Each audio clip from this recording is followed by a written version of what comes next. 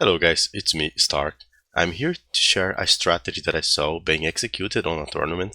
I have seen this strategy before with other civs as well, and honestly I think it works pretty well and I wanted to share with you guys so that you have one more strategy on your Age of Empires portfolio of strategies. And of course, it's a very fun one. Uh, at some time in history, I don't remember which year, but it was pretty recent, two civilizations were introduced. Georgians and Armenians, the Mountain Royals expansion, if I'm not mistaken, that was the name.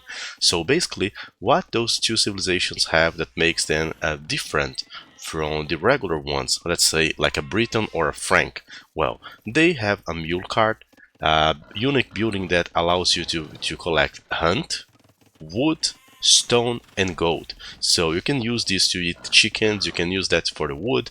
Georgian already starts with one of these, while Armenians have to produce, but they produce at a cheaper cost. 15 food, 60 wood. So that's the Armenian mule cart. You can also make all the mining camp and lumber camp upgrade on this unit, and of course, after making the initial investment in a mule cart, as you start to eat the wood, you just click on the mule cart and advance it. So this helps your eco to stay very sharp during the game without having to reinvest into lumber camps. Also, another thing about the civs is that they have the Fortified Church, and the Fortified Church is the core of this strategy. The game that I'm showing you guys was played on the Sudden Disaster tournament. Player here in blue playing as Georgians is Combito, a Mexican player, pretty experienced, especially on closed maps, but he's also very solid playing open maps. We're talking about a 2k3, 2k4 player, so he knows what he's doing. And you can trust that this strategy is for real. And what he's actually going to do here is a very fast castle age up in order to produce fortified churches on his opponent. This is sudden disaster, so the goal is to take down the enemy town center, and you cannot build extra town centers. So for a strategy where he's not planning to build a castle, he's actually gonna sell his stone here to make up for the food, and now clicking up to the next stage. Alright, so he's going towards the next stage.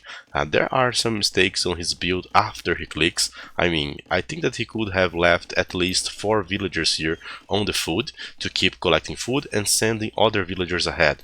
But that's another discussion. The thing here is, he's just gonna send 8 views forward to go there and attack his opponent. There's a fight between scouts. Remember that he's Georgian, so his scout heals a small amount, but it does heal, while his opponent does not. So starting a fight here against the enemy scout means that you are always going to be ahead, and that forces the Malay into his own base. And this actually is gonna give him a lot of technical advantage, because the Malay won't be able to scout and find out what's going on. Malay went for a feudal age boom, trying to transition into a castle, and the Georgian comes here to punish him. He did find out about the Georgian, but that doesn't matter. So what is the goal of this strategy? You build a fortified church, and the fortified church will allow you to shoot arrows in a small range, 6 range, but this building is a bulky one. It can produce monks, which also counter like pretty much any unique unit, and you can also upgrade redemption later, so you can counter also the siege and convert buildings.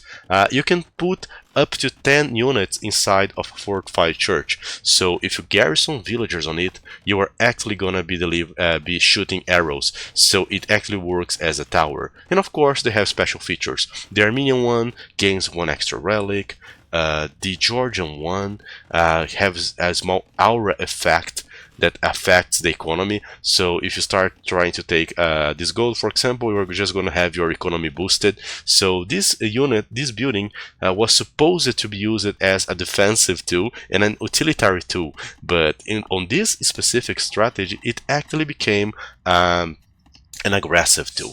And of course, right here we can see that Kombito is about to place a fortified monastery on the range of the enemy town center. The enemy town center cannot hit the villagers because they are more than 6 tiles behind. But the fortified church would be able to shoot back the TC, dealing damage and potentially killing it. And of course, he was smart enough to know that it would probably take way too long for him to take down the enemy town center, allowing a counterattack possibility. So not only he's making the fortified church, but he's also adding up mangonels. He's also adding up siege. So I have seen versions of that strategy where just later you add the siege. But Kombito is a pretty smart player, and he found out a way of producing mangonels very fast. So right there, it's very difficult for this guy to defend because the fortified church actually ranges 6 and can cover up for the mangonel weakness. He goes for an all-in villagers here forward to try and build the castle. This castle will probably go up at a cost of several vills. His opponent, Mitroking, is doing an excellent job here trying to save up the villagers. He's minimizing the damage by microing out, and now Kombito realizes that the castle will go up and he just takes out the mango. That's it. Mango's out. He's about to produce a new fortified church. So yeah, even if the castle tries to take down the fortified church, it doesn't matter. By the way, guys, I haven't mentioned it, but as you can see here, close to my icon, oh, on the other side, right here, when you look on the other side, you will see that these are the stats of the fortified church, and it actually has 4 melee defense. And honestly, this means that a villager, for example, will only deal 1 damage when attacking it. Villagers have bonus damage versus towers, so when you are getting tower rushed, if you get like 10 villagers and send to kill a tower, it will fall down. No doubt about it.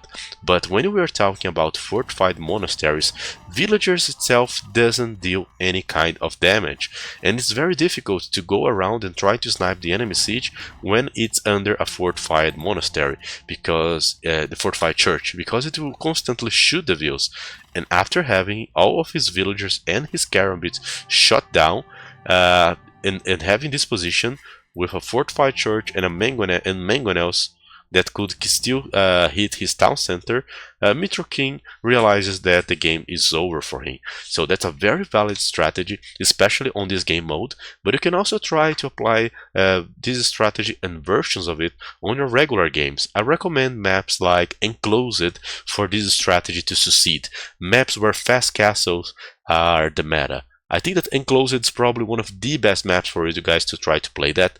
If you try to play that in maps like Arena, well, I don't know if it's gonna work so well, because you still have to take down the enemy wall.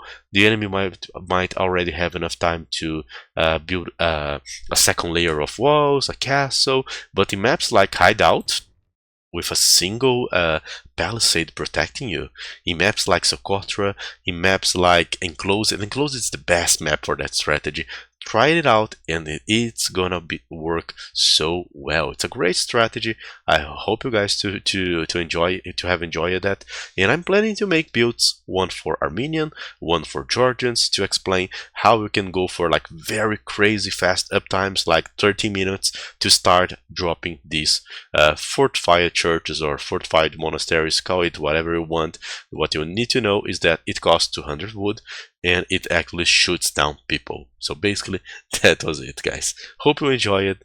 See you guys next video. If you like this video, please like, subscribe to the channel, comment here whatever we're trying. If you want to try that strategy and send me the rec, also send it to starkidofempires@gmail.com. Oh, I don't know if I pronunciate it right. Anyway, the email will be here on the description. You guys send me the emails, send me the recs, call me on Discord. I'll be around. See you guys.